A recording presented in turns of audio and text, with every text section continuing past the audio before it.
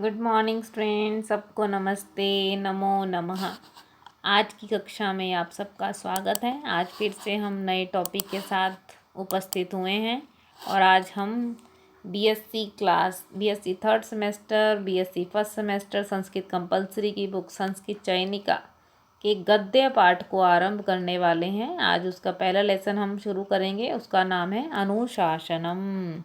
और अनुशासन का अर्थ हम क्या जानते हैं? अनुशासन का अर्थ है डिसिप्लिन, शिक्षा, निर्देश, आदेश। और यह पाठ आपका कहाँ से लिया गया? तैत्तिरीय उपनिषद के प्रथम अध्याय शिक्षावल्ली से उद्धृत है। तो चलिए थोड़ा सा इसका परिचय जानते हैं। तो हमारा जो तैत्तिरीय उपनिषद है ये हमारा कृष्ण यजुर्वेद से संबंधित है। इसमें 3 अध्याय हैं जो आगे अनुवाकों में विभक्त हो रखे हैं। पहले अध्याय का नाम शिक्षावल्ली, दूसरे का ब्रह्मानंदवल्ली और तीसरे का भृगुवल्ली है। और आपका जो लेसन है वो तैत्तिरीय उपनिषद की फर्स्ट चैप्टर शिक्षावल्ली से लिया गया है, जिसमें वर्ण, स्वर, मात्रा, वैदिक मंत्रों के उच्चारणों के नियम और स्नातक के लिए जो भी उपयोगी शिक्षाएं हैं उनका वर्णन है। और उसके अलावा आपके पास गुरु जब अपने शिष्य को ब्रह्मचार्य पालन के उपरांत यानी ब्रह्मचार्य आश्रम से जब वह गृहस्थ आश्रम की ओर प्रवेश करता है तो उसके लिए क्या महत्वपूर्ण उपदेश हैं उसको वह बताता है। तो चलिए तैत्तिरीय उपनिषद के अब हमें अध्याय याद हो गए होंगे। कितने अध्याय हैं? 3 अध्याय हैं। क्या क्या नाम है? शिक्षावल्ली, ब्रह्मानंदवल्ली और भृगुवल्ली। और हमारा चैप्टर कहाँ से है?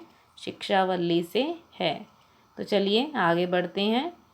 सबसे पहले आप क्या क्रम शुरू करते हैं? प्रसंग लिखने का क्रम शुरू करते हैं। तो हम प्रसंग देखते हैं। उसमें हमारा ये गद्यांश है, गद्यांश। संस्कृत चयनिका बुक का नाम है, अनुशासनम आपका लेसन है और तैत्तिरीय उपनिषद के प्रथम अध्याय शिक्षावल्ली से लिया गया है। और उसके पश्चात हम अवतरण लिखते हैं कि क्या स्थिति बनती है कि गुरु समीप में रहने वाले शिष्य को विधि पूर्वक वेदों का अध्ययन कराता है और उसके पश्चात लोक व्यवहार की शिक्षा देता है। कहने का तात्पर्य यह है कि एक मनुष्य के जीवन में 4 प्रमुख आश्रम है: ब्रह्मचार्य आश्रम, गृहस्थ आश्रम, वानप्रस्थ आश्रम और संन्यास आश्रम। तो पहला आश्रम है ब्रह्मचार्य आश्रम, जिसमें शिष्य जो है गुरु के समीप रहकर उनके सानिध्य में रहकर शिक्षा को ग्रहण करता है। और तत्पश्चात वह दूसरा आश्रम जिसे गृहस्थ आश्रम कहा जाता है उसमें प्रवेश करता है। तो उसमें प्रवेश करने से पहले गुरु अपने शिष्य को किन उपदेशों को देता है, किस शिक्षा को देता है, तो इस चैप्टर में आज हम वह पढ़ेंगे। तो चलिए उसके पश्चात हमारा अर्थ का क्रम है, विशेष लिखेंगे और फिर हम व्याकरण। तो पहला हम पैराग्राफ पढ़ते हैं जो हमारा कुरुक्षेत्र यूनिवर्सिटी 2016 और 18 के पेपर में आया हुआ है, सत्यम वद। और इनमें से देखिए आपको प्रसंग, अवतरण और तीसरा हम सरलाथ को कर रहे हैं। आपको कई बार इतना सा पैराग्राफ आया है, कई बार ऐसे और कई बार सिर्फ इतना सा आया हुआ है। तो ये कहीं क्रमों में आ सकता है, पूरा भी आ सकता है, थोड़ा छोटा भी दे सकते हैं, बड़ा भी दे सकते हैं। तो चलिए साथ साथ पढ़ते। सत्यम वद, सत्य बोलो। धर्मम चर, धर्म का आचरण करो। स्वाध्यायान यानी सेल्फ स्टडी जिसे बोलते हैं, अपना अध्ययन, स्व प्लस अध्याय, अपना अध्ययन करना, उससे प्रमाद मत करो, आलस मत करो। आचार्याय प्रिय धन माहरित्य प्रजातंतु माँ व्यवच्छेदसी, कि आचार्य के लिए प्रिय धन लाकर वंश परंपरा को समाप्त मत करो, अर्थात ब्रह्मचार्य आश्रम से गृहस्थ आश्रम में प्रवेश करो। आगे कहते हैं सत्यान ना प्रमदितव्यम। प्रमदितव्यम का अर्थ आप जान चुके होंगे, आलस्य, प्रमाद। सत्य से प्रमाद नहीं करना चाहिए। धर्मान ना प्रमदितव्यम, धर्म कार्यों से, श्रेष्ठ कार्यों से प्रमाद नहीं करना चाहिए। कुशलान न प्रमदितव्यम, शुभ कार्य से आलस नहीं करना चाहिए। भूत्ययी, धन ऐश्वर्य, धन संपत्ति के प्रति भी आलस्य नहीं करना चाहिए। स्वाध्याय प्रवचनाभ्याम न प्रमदितव्यम, स्वाध्याय करने से, गुरु के प्रवचन से आलस्य नहीं करना चाहिए। देव पितृकार्याभ्याम न प्रमदितव्यम, देव कार्य और पितृ कार्यों से आलस्य नहीं करना चाहिए। माता को देवता के समान मानो पिता को देवता के समान मानने वाले बनो। आचार्य देवो भव, आचार्य को देवता की समान मानो। और अतिथि देवो भव, अतिथि को देवता के समान मानो। तो बहुत सुंदर गहरे संदेश हैं। और उस संदेश का सबसे पहला नियम क्या है? सच बोलने से है। और दूसरा हमारा नियम है धर्म का पालन करना। और तीसरा हमें बताया है कि अपना अध्ययन सेल्फ स्टडी करने से आलस नहीं करना है। और प्रत्येक शुभ कार्य चाहे सत्य बोलना है, धर्म के कार्य हैं, इनसे आलस्य नहीं करना है। और माता पिता आचार्य अतिथि को देवता की संज्ञा यहाँ पर दी गई है। तो चलिए देखते हैं यहाँ पर हमें क्या विशेष मिलता है। हमें पता चलता है कि गुरु के सानिध्य में जब एक शिष्य रहता है और ब्रह्मचार्य आश्रम से दूसरे आश्रम में प्रवेश करता है तो वह उसे शिक्षा देता है कि प्रत्येक तेरा कार्य धर्म पूर्वक और मर्यादा पूर्वक होना चाहिए। तो चलिए उसके बाद साथ हम व्याकरण का अंश लिखेंगे। तो चलिए आगे बढ़ते हैं। अब हम नेक्स्ट पैराग्राफ भी हमारा 2017 में आ रखा है। और यह भी आपको कई प्रकार से कभी इतना अंश दिया गया है, कभी इतना अंश और कभी इतना ही दे रखा है। तो कई प्रकार से आपको आ सकता है। पूरा पैराग्राफ भी आ सकता है और हाफ हाफ करके भी आ सकता है।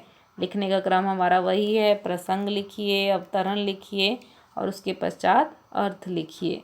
तो अर्थ देखते हैं। यान्य नवद्यानि कर्माणि तानि सेवितव्यानि। अनवद्यानि का अर्थ है दोष रहित, यानी कि जो हमारे शुद्ध कर्म हैं, अच्छे कर्म हैं, उन्हीं का सेवन करो। नो इतरानी, अन्यों का नहीं।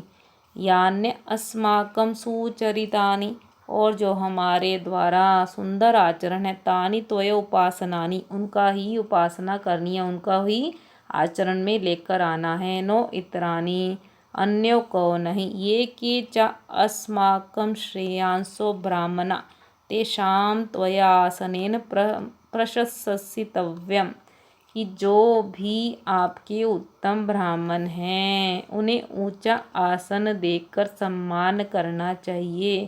कहने का तात्पर्य है ब्राह्मण हैं, गुरु के रूप में हैं, माता पिता हैं, अतिथि हैं, वे सब हमारे लिए आदरणीय हैं, सम्माननीय हैं, उनका सम्मान हमें करना चाहिए। श्रद्धया दयम, यहाँ पे अगले पैराग्राफ में हमें दान के बारे में बताया गया कि दान किस प्रकार का हो। एक व्यक्ति का श्रद्धा पूर्वक दान हो। अश्रद्धया दयम, बिना श्रद्धा के दान नहीं देना चाहिए। श्रेया, शुभ भावनाओं के साथ दान देना चाहिए। हिया दयम, लोक लज्जा की भावना से दान देना चाहिए। भिया दयम, भयपूर्वक एक डर के साथ हमें दान देना चाहिए। संविदा का अर्थ है विचार पूर्वक, सोच समझ कर हमें दान करना चाहिए। यही आदेश है। एषः उपदेश, यही उपदेश है।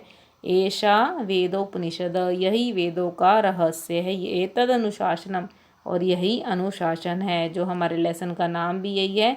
यहाँ में बताया कि शुद्ध कर्म करो, अच्छे कर्म करो, जो अच्छे आचरण है उनको जीवन में अप्लाई करो। और श्रेष्ठ ब्राह्मणों को ऊंचा आसन देकर उनका सम्मान करो। उसके पश्चात दान के विषय में बताया है कि दान किस प्रकार का हमें देना चाहिए। तो चलिए नेक्स्ट देखते हैं हमारे पास क्या विशेष है। कि यहाँ पे दान की विशेषता के बताया कि जो सुपात्र है और सही स्थान पर दिया गया दान ही एक व्यक्ति को इस लोक और परलोक को सार्थक बनाने में समर्थ बनता है। तो उसके पश्चात हम क्या लिखेंगे? व्याकरण लिखेंगे। तो चलिए स्टूडेंट्स, आज की कक्षा का यहीं समाप्त हम करते हैं। इस लेक्चर को सुनने के बाद आपकी कोई क्वेरी है, कोई डाउट, कोई क्वेश्चन है आपका, तो कमेंट बॉक्स में आप पूछ सकते हैं। आपकी कोई सजेशन हो नेक्स्ट टॉपिक के लिए, नेक्स्ट लेक्चर के लिए, तो आप कमेंट बॉक्स में ज़रूर बता सकते हैं। और इसके अलावा आपको यह लेक्चर कैसा लगा तो यह भी आप कमेंट बॉक्स में ज़रूर बताइए।